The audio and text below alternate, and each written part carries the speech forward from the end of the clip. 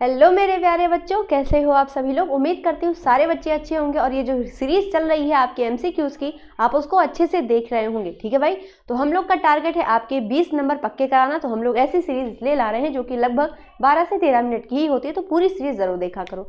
आज का हमारा जो प्रश्न है वो भूगोल से संबंधित है। ठीक है, पहला क्वेश्चन क्या है, भूमि एक संसाधन है किस प्रकार का, प्राकृतिक है, मानव निर्मित है, सौर ऊर्जा से संबंधित है या निर्मित है, या इनमें से कोई नहीं। तो जो हमारी क्या है भूमि है बेटा, वो भूमि क्या है, प्राकृतिक संसाधन है। क्यों प्राकृतिक है, क्योंकि ये हमें प्रकृति द्वारा दी गई है। जो भी हमें चीजें प्रकृति के द्वारा मिली है उन्हें हम क्या कहेंगे, प्राकृतिक संसाधन कहेंगे। क्लियर है। चलिए अगला क्वेश्चन क्या है हमारा, निम्नलिखित में से एक मिट्टी का प्रकार नहीं है, इनमें से कौन सा एक मिट्टी का प्रकार नहीं है। ऑप्शन है काली मिट्टी, पीली मिट्टी, लेटराइट मिट्टी या सीमेंट। तो भाई हमको पता है कि भाई काली मिट्टी भी होती है, पीली भी होती है, लेटराइट भी होती है, लेकिन जो सीमेंट है वो मिट्टी नहीं है। सीमेंट वो मिट्टी नहीं है। ठीक है भाई, तो हाँ, और ये भी पता होना चाहिए इनमें से जो काली मिट्टी है बेटा, ये इंपॉर्टेंट है, आपसे पूछा जाता है काली मिट्टी किस क्षेत्र में पाई जाती है, तो गुजरात वाले क्षेत्र में ज़्यादा पाई जाती है। और यहाँ पर मूंगफली की खेती, कपास की खेती, ये सभी खेतियाँ ज़्यादा की जाती हैं। क्लियर है। चलिए आगे बढ़ेंगे, नेक्स्ट क्वेश्चन का आंसर करिएगा। पृथ्वी सम्मेलन का आयोजन कब हुआ था, 1992, 1972, 1979 या फिर 1998। तो जो हमारी पृथ्वी सम्मेलन हुआ था भाई, वो कब हुआ था, 1992 ईस्वी में हुआ था। ऑप्शन नंबर ए आपका यहाँ पे राइट आंसर बनेगा। इस चैप्टर से यानी कि जो हमारा भूगोल है बेटा, इसमें एजेंडा 21 है ना, भारत में टाइगर रिजर्व जो है, हमारा टाइगर प्रोग्राम कब आया, ये सारे क्वेश्चन बेटा आपसे पूछे जाते हैं। ठीक है, चलिए आगे बढ़ेंगे और एक एक क्वेश्चन बहुत ध्यान से आंसर करिएगा। निम्न में से किस राज्य में काली मिट्टी पाई जाती है। ऑप्शन है गुजरात, राजस्थान, बिहार या फिर झारखंड। देखो अभी मैंने बताया था ना, काली मिट्टी का राज्य पूछा जाता है, तो राइट आंसर क्या हो जाएगा, ऑप्शन नंबर ए गुजरात, यहाँ पे आपका सही उत्तर बनेगा। काली मिट्टी कहाँ पाई जाती है, गुजरात में पाई जाती है। अगर तुमसे पूछा गया कि काली मिट्टी का दूसरा नाम बताओ क्या है, तो काली मिट्टी का दूसरा नाम क्या है भाई, रेगुर मिट्टी है। अगर क्या है भाई, रेगुर मिट्टी है। अगर तुमसे पूछा गया कि कौन सी मिट्टी में पानी सोखने की क्षमता सबसे ज्यादा होती है, तो बेटा आंसर क्या है, उसका काली मिट्टी ही आंसर होगा। ठीक है भाई, तो एक एक क्वेश्चन बेटा बहुत ज्यादा इंपॉर्टेंट है और सारे क्वेश्चन एग्जाम के अंदर आपसे पूछे भी जाने वाले हैं। ठीक है, अगला सवाल है, पर्वतों पर मृदा अपर्दन का साधन है क्या, पवन है, हिमनद है, जल है, पशुचारण है। ये जल अब जो है मृदा अपर्दन का मीन्स क्या होता है, मिट्टी की जो परत है उसका ऊपर से हटना। तो मृदा अपर्दन का कारण कौन सा है, कहाँ पे, पर्वतों पे। पवन है, हिमनद है, जल है या पशुचारण है। तो भाई जो पर्वतीय मिट्टी होती है यानी पर्वत का जो क्षेत्र होता है वो ढलान क्षेत्र में होता है, और जब पानी ऊपर से गिरेगा तो मिट्टी का परत हटेगा, यानी कि राइट आंसर क्या हो जाएगा भाई, जल हो जाएगा। ऑप्शन नंबर सी यहाँ पे आपका राइट उत्तर होगा। देखो बेटा, भूगोल एक ऐसा सब्जेक्ट है, यदि आप उसको अच्छे से सीख लेते हो, समझ लेते हो, तो कोई भी क्वेश्चन आपको याद नहीं करना पड़ेगा। इसलिए कोशिश करती हूँ आपको कि हर एक प्रश्न पे आपको समझाऊं ताकि रटना ना पड़े। ठीक है भाई, तो अगर वीडियो आपको अच्छे लगते हैं तो शेयर जरूर करा करिए और चैनल को सब्सक्राइब भी कर लीजिएगा। ठीक है, अगला क्वेश्चन देखिए, लाल मिट्टी पाई जाती है दक्कन के पठार में, मालवा के प्रदेश में, थार रेगिस्तान में या ब्रह्मपुत्र घाटी में। तो जो हमारी लाल मिट्टी है वो कहाँ पाई जाती है, दक्कन के पठार क्षेत्र में सबसे ज्यादा लाल मिट्टी पाई जाती है। क्लियर है। और एक इन्फॉर्मेशन और बता दूं, संडे को भाई 19 फरवरी संडे को आपकी क्या क्लास होने वाली है, आपकी मैराथन मैथ की क्लास होने वाली, जिसमें आपको 500 एमसीक्यूज कराए जाने वाले। कितने एमसीक्यूज, 500 इंपॉर्टेंट बहुविकल्पी प्रश्न आपको कराए जाएंगे। शाम 4 बजे से लाइव क्लास आपकी शुरू हो जाएगी। तो जितने बच्चे जुड़े हुए हैं ज़्यादा से ज़्यादा वीडियो को शेयर करेंगे और भैया इस क्लास में ज़रूर आइएगा। ठीक है, क्यों अगर आओगे भैया तो एक भी क्वेश्चन आपका इससे बाहर बिल्कुल नहीं जाने वाला है। क्लियर। चलिए अगले क्वेश्चन का आंसर करेंगे भैया, पंजाब में भूमि निम्नीकरण का मुख्य कारण क्या है, अधिक खेती, वनो उन्मूलन, अधिक सिंचाई या अति पशुचारण। तो राइट आंसर क्या हो जाएगा, भूमि निम्नीकरण का मुख्य कारण क्या है, अति सिंचाई। क्या है, अधिक सिंचाई, यानी ऑप्शन नंबर सी यहाँ पे आपका करेक्ट आंसर होगा। पंजाब जो है वो 5 नदियों का समूह है। कौन कौन सी नदियां हैं, 5 नदियों का समूह। देखिए ये जो है हमारी मान लेते हैं ये क्या है, हमारी सिंधु नदी। कौन सी नदी है बेटा, ये सिंधु नदी है। ठीक है, बहुत ध्यान से समझना बेटा, प्रश्न इस पे बनते हैं। ठीक है, सिंधु नदी है। अब देखो सिंधु नदी आती कहाँ से है, तो तिब्बत से निकलती है। कहाँ से, तिब्बत से, मानसरोवर झील से निकलती है। अब जो है तिब्बत से ही एक और नदी निकलती है जिसका नाम है सतलज, जो कि सतलज जाके डायरेक्ट किस में मिलती है, सिंधु में मिलती है। इसका नाम क्या है, सतलज है। ठीक है, मैप समझिएगा आराम से, सतलज। उसके बाद है ब्यास नदी, क्या है इसके ऊपर, ब्यास। उसके बाद है बेटा रावी नदी, फिर है चेनाब नदी और उसके ऊपर है झेलम। ठीक है, उसके ऊपर है झेलम। ये 5 नदियां हैं जो जा करके भाई किससे जो है मिलती हैं, वो जा करके यहाँ पे हमारी किस में मिल जाती हैं, सभी सिंधु नदी में मिलती हैं। याद कैसे करो, नीचे से ऊपर देखो, सबसे नीचे सतलज है, फिर ब्यास है, फिर रावी है, फिर चेनाब है और फिर झेलम है ना। तो सब्र, चैन और झेलना, इस तरीके से आप इन सारी नदियों को याद कर लीजिए। और यही जो 5 नदियां हैं, ये जो 5 नदियां हैं, सतलज, ब्यास, रावी, चेनाब, झेलम, ये जो 5 नदियां हैं यही आपस में क्षेत्र बनाती हैं। और क्या नाम देते हैं हम लोग, जहाँ पे ये 5 नदियां हैं उसको हम बोलते हैं पंजाब। पंजाब का अर्थ होता है 5 नदियों का समूह, मिलने का समूह, इसलिए वहाँ पे खेती बहुत ज़्यादा होती है। ठीक है, क्योंकि वहाँ 5 नदियाँ अपना जो है जल वहाँ पे देती हैं। क्लियर है, चलिए आगे बढ़ेंगे। अगला क्वेश्चन है, कपास की खेती के लिए उपजाऊ मिट्टी कौन सी है। यहाँ पे ऑप्शन है काली मिट्टी, लाल मिट्टी, जलोढ़ मिट्टी या लेटेराइट मिट्टी। तो हमें पता है कि जो कपास की खेती के लिए होती है वो कौन सी मिट्टी उपजाऊ होती है, काली मिट्टी उपजाऊ होती है। अगर आपसे ऑप्शन में काली नहीं रेगुर दिया है तो आप रेगुर मिट्टी पे टिक कर देंगे। क्यों, क्योंकि काली मिट्टी को ही क्या बोलते हैं, रेगुर मिट्टी भी कहते हैं। क्लियर है, चलिए आगे बढ़ेंगे। एक एक क्वेश्चन बेटा बहुत ज़्यादा इंपॉर्टेंट है, अच्छे से सारे क्वेश्चन को अटेम्प्ट करिएगा। ठीक है जी, चलिए आगे बढ़ेंगे। अगला क्वेश्चन है, सीढ़ीदार सोपानी खेती किस राज्य में है, यानी किस राज्य में सीढ़ीदार या सोपानी खेती होती है।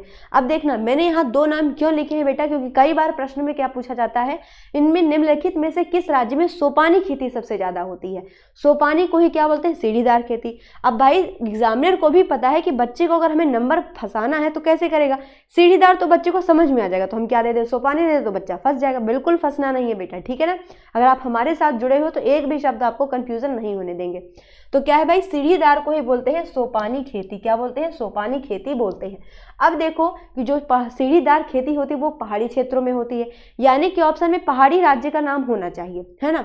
तो पंजाब क्या पहाड़ी क्षेत्र है, नहीं। हरियाणा नहीं। उत्तर प्रदेश नहीं। लेकिन उत्तराखंड क्या है, एक पहाड़ी क्षेत्र है जहाँ पे पर्वत और यहाँ पे सीढ़ी नुमा खेती की जाती है। समझ में आ रहा है ना। चलिए अगले सवाल का आंसर करिएगा, किस राज्य में लाल मिट्टी पाई जाती है, गुजरात, उड़ीसा, पंजाब या उत्तर प्रदेश। तो अगर यहाँ पे ऑप्शन दिया है गुजरात, उड़ीसा, पंजाब और उत्तर प्रदेश, तो हमने अभी देखा कि लाल मिट्टी का जो क्षेत्र है वो कहाँ पे है, सबसे ज़्यादा दक्कन के पठार में है। लेकिन बेटा दक्कन के पठार के अंतर्गत गुजरात का क्षेत्र नहीं आएगा, ठीक है। और उसके बाद अगर हम बात करें उड़ीसा तो बिल्कुल पूर्व में चला जाएगा, पंजाब उत्तर में चला जाएगा। तो बचा कौन, यूपी बचा। तो आप यूपी पे टिक कर दो। क्यों, क्योंकि यूपी है, छत्तीसगढ़ है, इन सभी जगहों पर भी लाल मिट्टी थोड़ी थोड़ी पाई जाती है, ठीक है। चलिए अगले क्वेश्चन का आंसर करेंगे, एजेंडा 21 किससे संबंधित है। ये बेटा बहुत इंपॉर्टेंट क्वेश्चन है और एग्जाम में कई बार ये पूछा भी गया है। ओजोन क्षरण से, वैश्विक तपन से, जलवायु परिवर्तन से या सतत पोषणीय विकास से। तो जो एजेंडा 21 है वो किससे संबंधित है, सतत पोषणीय विकास से संबंधित है। ऑप्शन डी आप पे आपका राइट आंसर बनेगा। कई बार प्रश्न में ये पूछते हैं आपके एसएसटी के अंदर कि सतत पोषणीय विकास से आप क्या समझते हो, उदाहरण सहित समझाओ। तो क्वेश्चन है इसका आंसर क्या बनेगा कि हम सतत पोषणीय विकास का अर्थ होता है अपने प्राकृतिक संसाधनों का इस तरह से उपयोग करना ताकि आगे आने वाली जो पीढ़ी है उसको भी उसका लाभ मिल सके, उसको सही तरीके से हमें प्राकृतिक संसाधनों का उपयोग करना चाहिए, ठीक है। चलिए अगले क्वेश्चन का आंसर करेंगे, प्रथम अंतर्राष्ट्रीय पृथ्वी सम्मेलन किस शहर में हुआ, New York, Paris, Rio de Janeiro या जेनेवा में। तो राइट आंसर क्या हो जाएगा, रियो डी जेनेरियो। कहाँ पे, रियो डी जेनेरियो। अगर पूछा गया रियो डी जेनेरियो कहाँ पे है ये, तो ये कहाँ पे है बेटा, ब्राजील में है। कहाँ पे है, ब्राजील में है, ठीक है। अगर ब्राजील से एक और प्रश्न आता है, पूरे विश्व में सबसे ज्यादा गन्ने की खेती कहाँ होती है, तो राइट आंसर क्या हो जाएगा भाई, ब्राजील है उसका सही उत्तर बनेगा। अगर पूछा गया पूरे भारत में सबसे ज्यादा गन्ने की खेती कहाँ हो, तो ये उत्तर प्रदेश में होती है। अगर पूछा गया पूरे भारत में सबसे ज्यादा चीनी कहाँ उत्पादन होता है, तो महाराष्ट्र में होता है, ना कि यूपी में होता है, ठीक है। चलिए अगले क्वेश्चन का आंसर करके बताइएगा, सोपानी कृषि की जाती है कहाँ, ढाल वाली भूमि पर, मैदानी भूमि पर, मरुस्थलीय भूमि पर या इनमें से कोई नहीं। सोपानी मतलब सीढ़ीदार, तो कहाँ की जाएगी, ढाल वाली भूमि पर की जाएगी, है ना। तो इस तरीके से बेटा समझ समझ के आंसर करिएगा, ठीक है जी। चलिए समझ के समझो, समझना ही एक समझ है। समझ के जो ना समझे मेरी समझ में वो ना समझे, ये तो सुना ही होगा ना, इसलिए कह रहे समझ के आंसर करिएगा। चलिए अगले क्वेश्चन का आंसर करना, कौन सा जैव संसाधन है, मतलब ऐसा संसाधन जिसमें जीवन हो। लोहा है, नहीं। तांबा है, नहीं। चट्टाने, नहीं। मत्स्य पालन क्या है, एक जैव संसाधन है, मतलब ये जीवों से हम लोग ऐसा संसाधन जो जीवों से हमें मिले, है ना, तो वो हमारा जैव संसाधन हो गया। चलिए अगले क्वेश्चन का आंसर करेंगे, लेटराइट मिट्टी किस राज्य में पाई जाती है, राजस्थान, महाराष्ट्र, गुजरात या एमपी। तो लेटराइट मिट्टी होती है बेटा वो सबसे ज़्यादा कहाँ है, महाराष्ट्र में पाई जाती है। क्लियर है। चलिए आगे बढ़ेंगे। अगला सवाल का आंसर करना, जैविक संसाधन में निम्न में कौन शामिल नहीं है? जैविक संसाधन में निम्नलिखित में कौन शामिल है? पशु, मनुष्य, वन या सभी? तो भाई इन सभी चीजों में क्या है, जीवन तो होता ही है, तो राइट आंसर हो जाएगा ऑप्शन नंबर डी। ठीक है भाई, अगर मान लो वन के बारे में नहीं पता तो आप देख सकते हो पशु भी ऑप्शन में, मनुष्य भी, दोनों में जीवन होता है, तो आंख बंद करके सभी पे टिक कर दो, अपने आप सही हो जाएगा। चलिए अगले क्वेश्चन का आंसर करेंगे, पूर्वी तट के नदी डेल्टाओं पर पाई जाने वाली मृदा है कौन सी? जलोढ़ है, रेतीली है, पर्वतीय है या फिर काली मिट्टी है? तो बेटा जो पूर्वी डेल्टा, डेल्टा का मतलब तुरंत समझ जाना, यानी कि क्या है, जहां नदियों के द्वारा वो मिट्टी लाई जाएगी। ठीक है, तो जो जलोढ़ मिट्टी होती है वो नदियों के द्वारा लाई गई मिट्टी होती है, यानी राइट आंसर क्या हो जाएगा, ऑप्शन नंबर ए हो जाएगा। ठीक है, जलोढ़ मिट्टी दो प्रकार की होती है, एक खादर मिट्टी, एक बांगर मिट्टी। आपसे ये भी प्रश्न पूछा जाता है कि जलोढ़ मिट्टी कितने प्रकार की होती है, तो दो होती है। अगले क्वेश्चन का आंसर करिएगा, कौन सा एक संभावित संसाधन है? कोयला है, पेट्रोलियम है, बॉक्साइड है या फिर पवन ऊर्जा है? तो संभावित संसाधन में कौन आता है भाई? पवन ऊर्जा आती है, यानी ऑप्शन नंबर डी यहाँ पे आपका सही उत्तर होगा। अगले क्वेश्चन का आंसर करिएगा, काली मिट्टी का अन्य नाम क्या है? रेगुर है, रेतीली है, भूरी है या फिर सभी है? थोड़ी देर पहले ही बताया था, क्या है? काली मिट्टी का अन्य नाम है क्या? रेगुर मिट्टी, यानी कि ऑप्शन नंबर ए हो जाएगा हमारा सही उत्तर। ठीक है, चलिए अगले सवाल पे आंसर करिएगा बेटा। क्वेश्चन क्या है, एजेंडा 21 की घोषणा किस संगठन के द्वारा की गई? UNCED, यूनेस्को, UNEFF या बिम्स्टेक? तो बेटा जो हमारा एजेंडा 21 है वो किस संगठन के द्वारा इसका जो है घोषणा की गई था? तो क्या हो जाएगा answer, option number A, UNCED के द्वारा इसकी घोषणा की गई थी। ठीक है बेटा, ये क्वेश्चन इंपॉर्टेंट है, पेपर में पूछा जाएगा। अगले क्वेश्चन का आंसर करेंगे, बांधवगढ़ राष्ट्रीय उद्यान कहाँ है? राजस्थान में है, MP में है, UP में है कि गुजरात में है? तो बांधवगढ़ कहाँ पे है बेटा? मध्य प्रदेश में है। अगर आपसे पूछा गया कान्हा नेशनल पार्क तो भी आंसर क्या हो जाएगा? मध्य प्रदेश। अगर पूछा गया पन्ना नेशनल पार्क तो भी आंसर हो जाएगा मध्य प्रदेश। ठीक है, अगर पूछा गया पूरे भारत में सबसे ज्यादा राष्ट्रीय उद्यान किस राज्य में है तो आंसर क्या होगा? MP ही होगा, आंसर MP ही होगा। और कितने हैं? कुल 13 राष्ट्रीय उद्यान है। अगर पूछा गया दूसरे नंबर पर कौन सा सबसे ज्यादा बड़ा राष्ट्रीय उद्यान वाला राज्य है तो असम हो जाएगा। असम में कितने हैं? 7 हैं। असम में कितने हैं बेटा? 7 हैं। असम में कितने राष्ट्रीय उद्यान हैं? 7 हैं।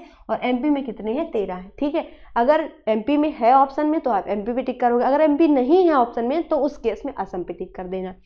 अगले क्वेश्चन का आंसर करिएगा, चिपको आंदोलन संबंधित है वन संरक्षण से, वायु संरक्षण से, जल संरक्षण से या मृदा संरक्षण से? तो जो भाई चिपको आंदोलन है वो कहाँ हुआ था? उत्तराखंड में। कहाँ हुआ था? उत्तराखंड में हुआ था। कब हुआ था भाई? ये भी प्रश्न पूछा जाता है, तो कब हुआ था? 1975 में हुआ था। अब ये किसने किया था? तो सुंदर लाल बहुगुणा, आंसर याद रखिएगा, सुंदर लाल बहुगुणा, है ना। इन्होंने मुख्य रोल इसमें अदा किया था, किसमें? चिपको आंदोलन में। तो इसमें क्या किया गया था कि पेड़ों को गले लगाया गया था ताकि पेड़ों को काटा ना जा सके। तो कहाँ पे हुआ था ये भाई? वन संरक्षण के लिए हुआ था। कहाँ पे? उत्तराखंड में हुआ था 1975 में, जिसके प्रणेता थे मुख्य कौन? सुंदरलाल बहुगुणा जी। अगले क्वेश्चन पे बढ़ेंगे, भारत में वन्य जीव संरक्षण अधिनियम कब लागू किया गया था? 1970, 72, 75 या 73? तो राइट आंसर क्या हो जाएगा? 1972। अगर पूछा गया भारत में प्रोजेक्ट टाइगर कब आया था? क्या? प्रोजेक्ट टाइगर, प्रोजेक्ट टाइगर, ठीक है, ये कब आया था? तो आंसर याद रखिएगा 1973 में आया था। ठीक है, अगले प्रश्न पे बढ़ेंगे बेटा, आंसर बताइएगा, हरा सोना किसे कहा जाता है?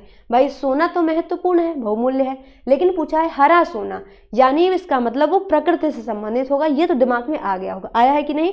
तो ऑप्शन पढ़ो, प्राकृतिक वनस्पति, घास के मैदान, सघन झाड़ी या हरे पेड़। तो भाई प्राकृतिक जो वनस्पति आदि जिसके अंतर्गत सब चीजें आती हैं वो क्या है? हमारे लिए क्या है? वो हरा सोना है। ठीक है भाई, इसलिए कहते हैं वो हमारे जो पेड़ पौधे हैं, हमारा पर्यावरण है, वो हमारे लिए बहुत बहुमूल्य है। कितने पैसे खर्च करके हम लोग सोना चांदी खरीद रहे हैं, लेकिन ये नहीं सोचते हैं कि अपने पर्यावरण को भी बचाना चाहिए। कहीं ऐसा ना हो आगे चल के हमको इतने पैसे दे करके ऑक्सीजन खरीदनी पड़े। भाई ऐसी संभावना, ऐसी स्थिति ना बने, इसलिए ज़्यादातर पेड़ों को लगाया करिए। चलिए अगले क्वेश्चन पे बढ़ेंगे बेटा, बताइएगा सुंदरवन राष्ट्रीय पार्क कहाँ है? पश्चिम बंगाल में है, असम में है, उड़ीसा में है या फिर मध्य प्रदेश में है? तो भाई कहाँ है सुंदरवन राष्ट्रीय नेशनल पार्क? पश्चिम बंगाल में है। कहाँ पे है? पश्चिम बंगाल में। क्यों? क्योंकि यहाँ पे सुंदरवन डेल्टा बनता है। कौन कौन सी नदियों के मिलने से? गंगा और ब्रह्मपुत्र नदियों के मिलने से यहाँ पे क्या बनता है? सुंदरवन डेल्टा का निर्माण होता है। ठीक है, तो ऐसे ऐसे प्रश्न बेटा बहुत ज़्यादा पूछे जाते हैं, इनको अच्छे से याद रखिएगा। ठीक है भाई, और जितना ज़्यादा हो सकता है वीडियो अगर आपको हेल्पफुल लगती है तो शेयर जरूर किया करिए। मिलते हैं आप सभी से नेक्स्ट क्लास में, तब तक के लिए राधे राधे, जय श्री राम।